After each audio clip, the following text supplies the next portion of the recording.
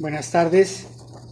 Inicio el taller 2 de la práctica de nuestra materia Introducción a la Morfofisiología. Iniciamos con el proceso de conversión del músculo en carne y realmente la conversión de este músculo en carne se llama como rigor mortis y tiene básicamente, hablándolo como en términos generales, varias partes. Cuando se paraliza la circulación, se desciende el contenido de oxígeno en el músculo y pasan dos cosas. Una, desciende el potencial de óxido de reducción de más de 250 a menos 50 MB. ¿Y qué pasa también? Se para la respiración celular. Comienza la glicólisis anaerobia. Cuando ocurre esto, también después de que ocurre, se para la respiración celular y comienza la glicólisis anaeróbica, producen dos cosas: la producción de ácido láctico y desciende la producción enzimática de ATP, luego el contenido en ATP. Y también cuando la producción de ácido láctico se disminuye, entonces el descenso del pH va de 7.3 o 7.4 a 5.7 o a 5. Y ahí desciende la producción enzimática de ATP. Cuando desciende esto, se hace una formación irreversible de actoniosina y produce el endurecimiento. Al producir el endurecimiento, se hace el deceso de la capacidad de retención de agua. Y cuando se desciende el pH del 7.3, 7.4 a 5.7 a 5.0, la agregación de proteínas se pierde, se disminuye. Y también produce el descenso de la capacidad de retención de agua. Y por el otro lado, cuando desciende el potencial de óxido de reducción, se forma la transformación de la oximioglobina en mioglobina, oxidación de la mioglobina en metamioglobina.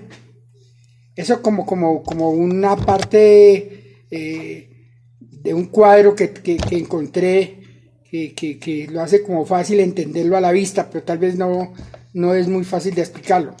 De todas maneras, en el prerrigor se llama eso. El prerrigor existe antes de ocurrir eso y luego viene el rigor y por último el posrigor. El prerrigor, tras el sacrificio del animal, después del sangrado, no llegan oxígeno ni nutrientes a las células que forman el músculo, lo que da lugar a que consuma sus reservas, provocando una acidificación del mismo y una serie de cambios bioquímicos y estructurales que hacen que las fibras musculares pierdan su capacidad de contraerse y extenderse y sufran un acortamiento, provocando a una tensión, rigidez muscular que conduce al rigor. Ahora miremos qué pasa en el rigor.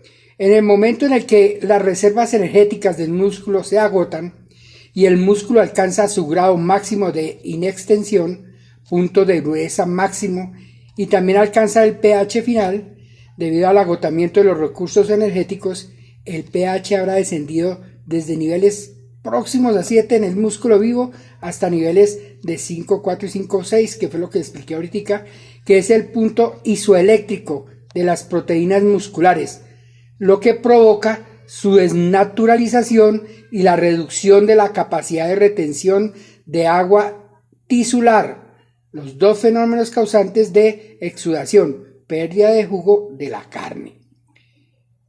Ya después, en el post-rigor, el periodo de maduración, donde se produce el ablandamiento o tenderización de la carne por la acción de sistemas enzimáticos, endógenos, proteolíticos, que participan en la rotura de las proteínas estructurales del tejido muscular, produciendo el ablandamiento de la carne, así como a la actuación de determinados procesos oxidativos que inducen la aparición de sustancias que originan el aroma característico de la carne. Se producen diversos cambios positivos sobre las características de la carne. Disminución de la dureza, la carne se vuelve más tierna, desarrollo del aroma, el olor y el sabor característicos de la carne y se incrementa la jugosidad. Estos cambios se tienen que llevar hasta un punto óptimo donde la carne se ablande, pero donde el aroma y sabor que tenga sigan siendo agradables y aceptables para el consumidor final. Los efectos del enfriamiento sobre el metabolismo post-mortem del músculo son diversos y tienen gran influencia sobre la calidad del producto. El movimiento animal incluye dos tipos de acciones básicas motoras. Una comprende los movimientos efectuados por el animal en un lugar, movimientos in situ se llama, y otro agrupa los movimientos de progresión del cuerpo con diferentes objetivos. Eso se llama movimientos de desplazamiento.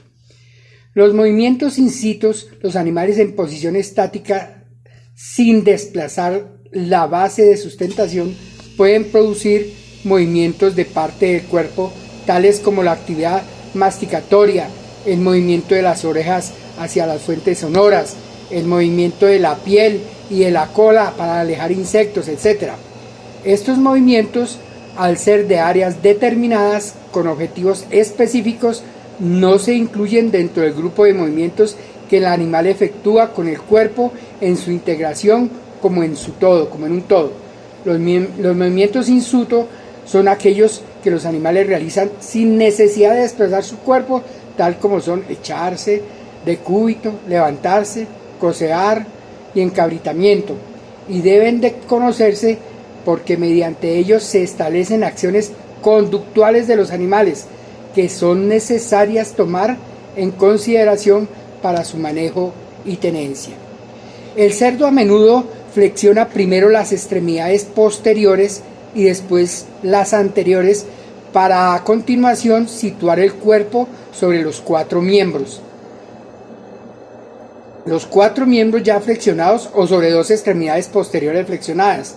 En la cerda parida, el movimiento de echarse se inicia descendiendo la cabeza y el cuello, removiendo el heno o cama con el hocico para ahuyentar a los cerditos, como medida de protección, y seguidamente flexiona una extremidad anterior, luego la otra y finalmente se deja caer suavemente sobre un costado. El cerdo generalmente descansa de cúbito.